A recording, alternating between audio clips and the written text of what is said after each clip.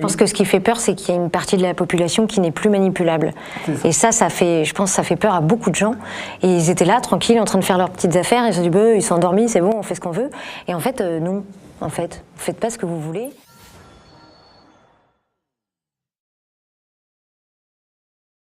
Dans les gilets jaunes, il y a des gens qui m'aiment pas. Il y a des gens aussi qui m'adorent, qui sont pas gilets jaunes.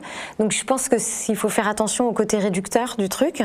Je pense que les gens ont eu besoin de me coller une étiquette pour me mettre dans une case, parce qu'en France, on a vraiment besoin de faire ça.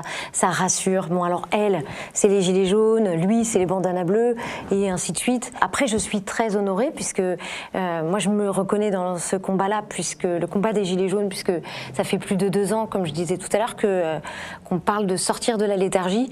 Et que forcément, on voit que le peuple est réveillé, et je me mets dedans quand je parle du peuple.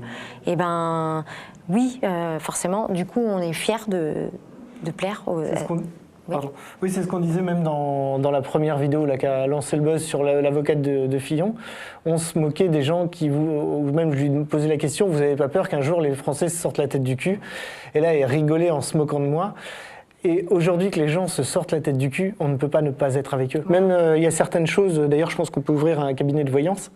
On en parlait déjà dans l'avocate de Fillon. Il se la raconte, non, mais c'est un truc de malade, tu te la pètes. Mais non, mais attends, j'ai pas fini la phrase. Ah, pardon. Tu vas voir. Quand on dit dans l'avocate de Fillon, et si un jour les gens se réveillent? Et là il me répond, c'est pas grave, on les divisera. C'est exactement ce qui s'est passé avec le mouvement des Gilets jaunes, où il n'y a pas que les Gilets jaunes d'ailleurs qui sont sortis dans la rue. On parlait donc des infirmières, des avocats, et j'en oublie plein d'autres.